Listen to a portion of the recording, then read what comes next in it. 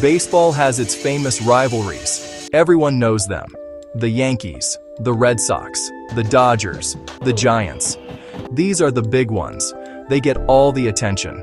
TV cameras and broadcasters, stories told and retold.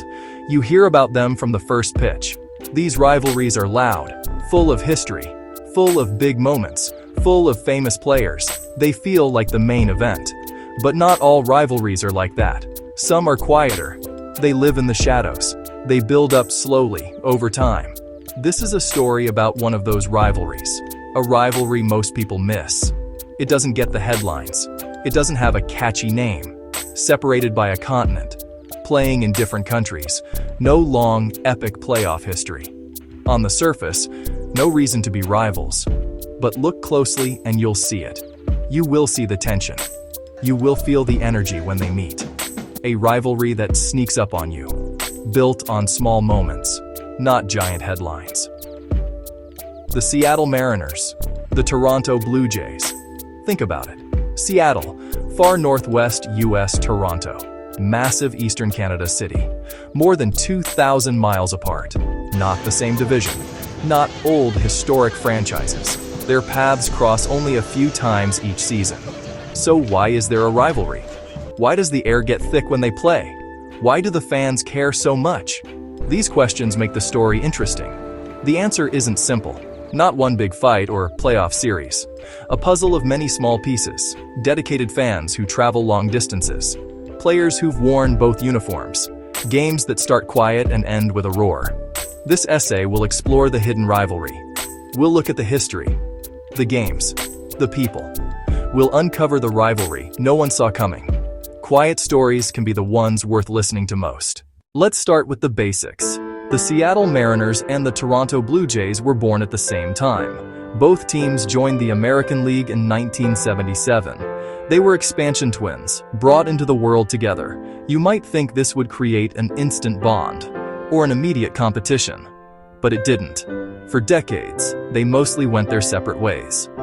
They were like distant cousins who saw each other only at family gatherings. The Mariners had their struggles in the AL West. The Blue Jays had their own battles in the powerful AL East. Their stories were parallel, not intertwined. Seattle is a city of rain. Seattle, coffee culture. Seattle, stunning mountains. It's on the Pacific Coast. Its closest baseball neighbors are still hundreds of miles away.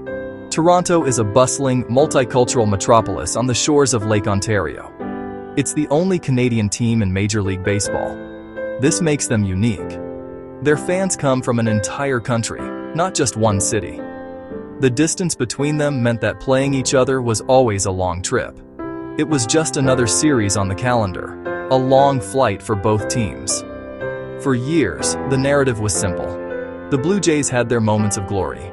They won back-to-back World Series titles in the early 1990s. Joe Carter, Roberto Alomar. They were a powerhouse. The Mariners, on the other hand, were often the underdogs. Ken Griffey Jr., Edgar Martinez.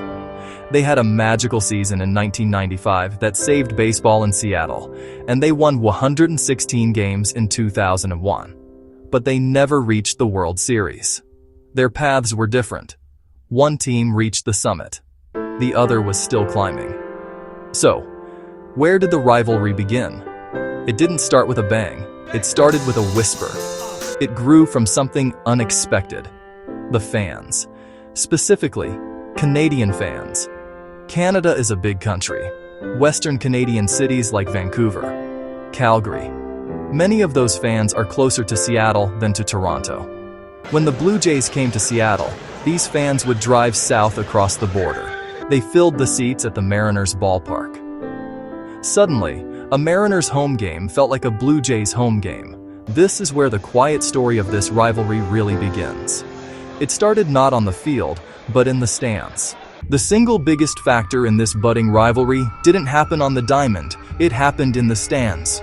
It was a slow, steady migration of fans. For baseball fans in British Columbia, for baseball fans in Alberta, for baseball fans in Saskatchewan. Seattle is just a few hours' drive from Vancouver. As the 1990s progressed, they realized it was cheaper and easier to see Toronto in Seattle than fly to Toronto. And so, they started coming. At first, a trickle. Then, a flood.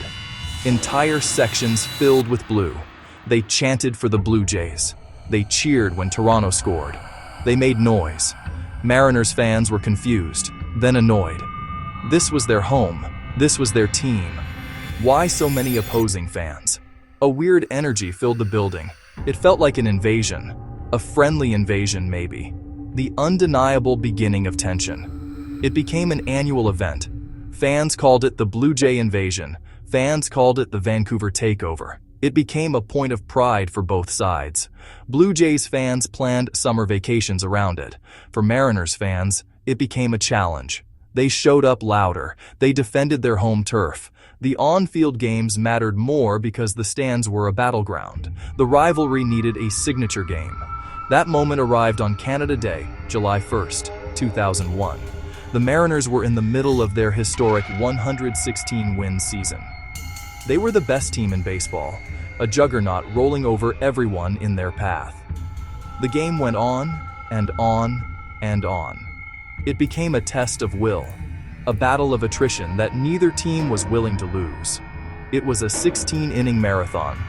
The Blue Jays fans, who had traveled down from Canada for the holiday weekend, were loud and proud.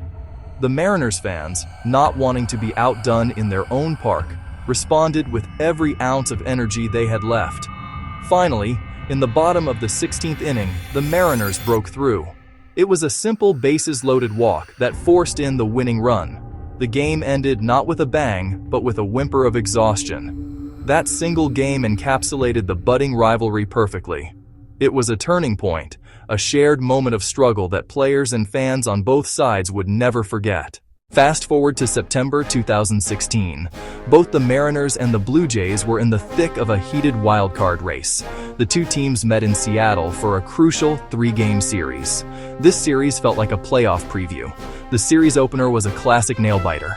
Finally, in the 12th inning, the Mariners legend Nelson Cruz came to the plate with the bases loaded. He hit a sharp single, driving in the winning run. The rest of the series was just as intense. The Blue Jays came back and won the second game, showing their own resilience. The rubber match on Sunday was the ultimate showdown. The Blue Jays managed to win the game and the series. For the Mariners, it was a devastating blow. The Blue Jays left Seattle with a firm grip on a playoff spot, while the Mariners were left on the outside looking in. It proved that their games were no longer just a quirky event because of the fans. They were now meaningful, high-leverage contests between two teams fighting for the same prize. For years, the rivalry was defined by what-ifs and near misses. That all changed in 2022. The Mariners, after 21 long years, finally broke their playoff drought. Their reward?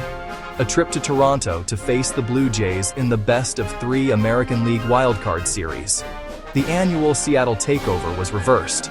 Now the Mariners were the invaders, heading into a stadium that would be a cauldron of noise and Canadian pride. Game 1 was a statement. They silenced the Toronto crowd with an early offensive burst and never looked back, winning the game 4-0.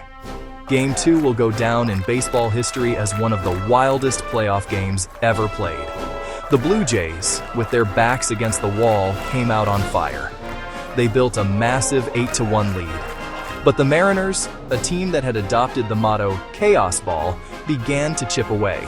Slowly, methodically, they climbed back. The impossible started to feel possible. The turning point came in the 8th inning. With the bases loaded, the Mariners' J.P. Crawford hit a blooper into shallow center field. Blue Jays shortstop Bo Bichette raced for the ball.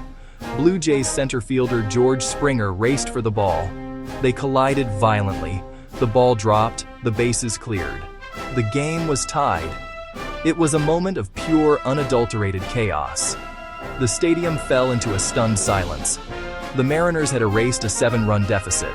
They took the lead in the 9th inning and held on to win, completing the second-largest comeback in MLB playoff history.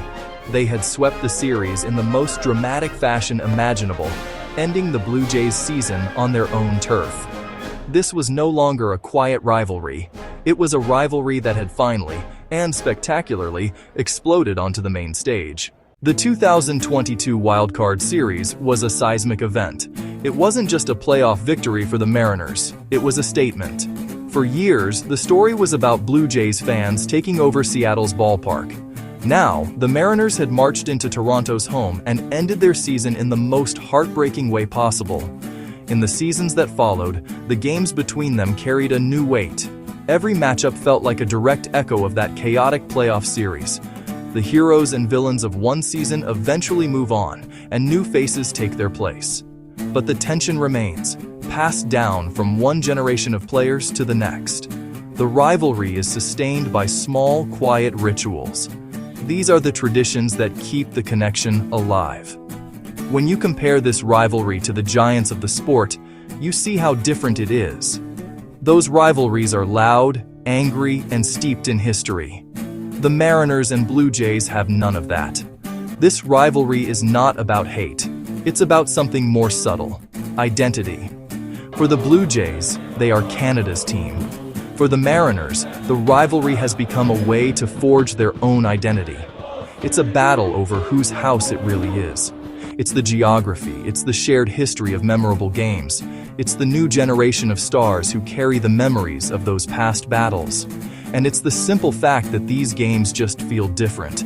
The air is thicker, the crowd is louder, the stakes feel higher. Some rivalries shout, but others are a song you can't get out of your head, a quiet, persistent melody. The Mariners and Blue Jays created one of those. It doesn't shout, it hums. A steady, low-frequency buzz you only hear if you're listening closely. The most compelling stories build slowly, quietly, and mean the world to those who are a part of them.